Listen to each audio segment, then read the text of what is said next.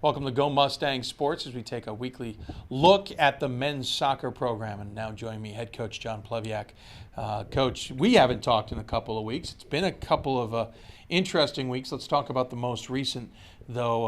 A good win, couple of wins for you guys before, really, as you start conference play here. Yeah, we wanted to build some momentum. We had a tough loss at Franklin and Marshall. They were 12th in the country, undefeated, unscored upon. And we battled them until there was a rather dubious call from our perspective. And always is. Yeah, and sure enough, on the film, it surely looked like the boy was offsides, but they scored with 17 seconds left and didn't give us any chance to recover. So that was tough. And but we had a week off, so mentally we got it back together. We beat Penn State Berks here on Wednesday, and then we opened the league Saturday. A real tough Lycoming team came in here, and it was a battle for sure. But the boys gutted it out, and we got that one. So good start to the season as far as league play goes. So far, it's been great weather for you guys. I bring that up because, as you can tell over our shoulder while we're taping this interview, it is anything but at Mustang Stadium. But you certainly have had that to an advantage, and the home turf has certainly played to your advantage. Undefeated at home this season. Last we checked, over 500 minutes without allowing a goal here at Mustang Stadium. When it comes to playing at home, and especially with conference play now into the meat of things, that is a huge advantage, or at least something worth building on. Yeah, I mean, Dr. Manning built us this beautiful, great stadium, and we couldn't win in it. We were just on that field adjacent on the grass field. We had a run. Our last 23 games, we were 17-1 and 5 ties at home. So, we had it going here. It was a very intimidating place. And we moved over just short space, but it was on that fake stuff. And, it's a little different game. It's more like follow the bouncing ball. You got to have a little different player.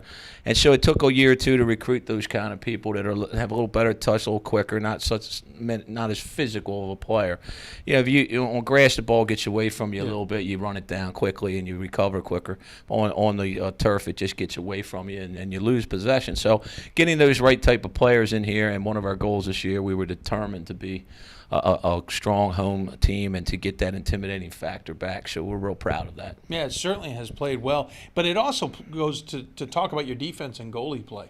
To not allow all those goals. You've also been right in every game. You mentioned Franklin and Marshall. That came down to the last 17 seconds of that game. You've been in a lot of battles, and your defense and goalie especially and goalies, I should say, have really stepped up and played well. Yeah, we've played 12 games and given up 10 goals, and that puts us among the tops in the country. And just a tribute to the defense, because as you know, almost everybody these days emulates what they see on the international level, and the trend is to play more defensively and counter with 4-5-1s or 4-5-2s. And what happens there is it's a very defensive game to begin with. We don't do that. It's a boring game. I like to go out and get them in attack. And if you notice in our stats, we've outshot the other team clearly 2-1. I mean, even more than that, I think we've averaged now 18.5 shots a game. We're giving up 7.2 a game. So, we definitely are attacking. We're having a little trouble finding the net against those 4-5-1s, but it allows us to only play with 3 backs. And therefore, we're one of the few teams in the country to do that.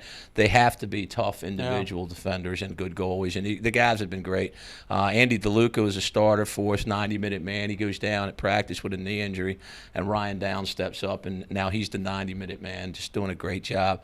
Reed Hawkins in the back. He's like having an extra goalie. The kid's so quick and so smart.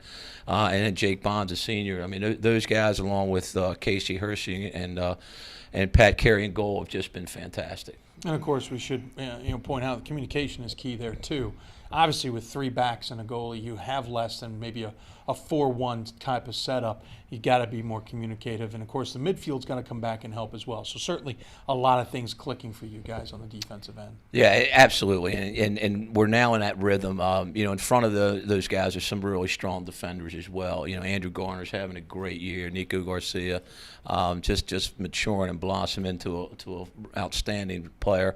Logan McCarron, a sophomore, is just a beast. I mean, he's grown so much in 1 year, and along with Steve Hamilton, Dino on the outside, it's just been a collective effort, and you can see the pride they have in it now. So it's something they're really going after hard to keep this streak going. Of course, looking forward, Widener at home. coming up here on Tuesday. Of course, that starts really a really tough schedule of conference opponents. Messiah in a couple weeks will kind of be the creme of that one, the rise at the top of this.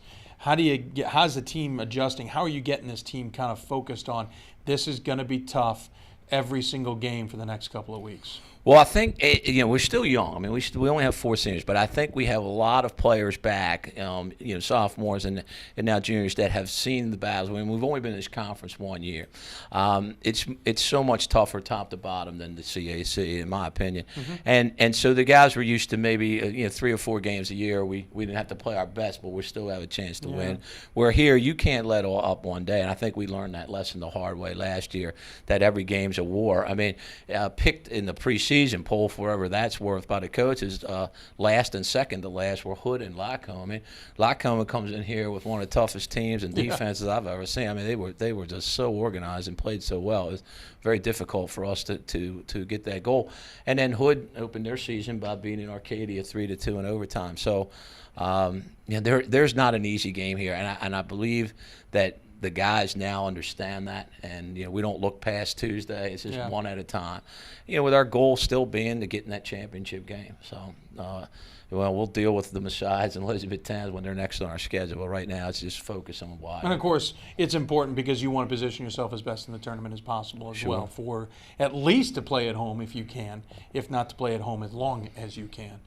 In the MAC tournament. Well, good luck coming up. We certainly will look forward to seeing how everything goes. Again, home game Tuesday night against Widener. We'll be taking a look at that one before they continue on with the rest of MAC Commonwealth play. Coach John Plevyak, I'm Dave McHugh for Go Mustang Sports.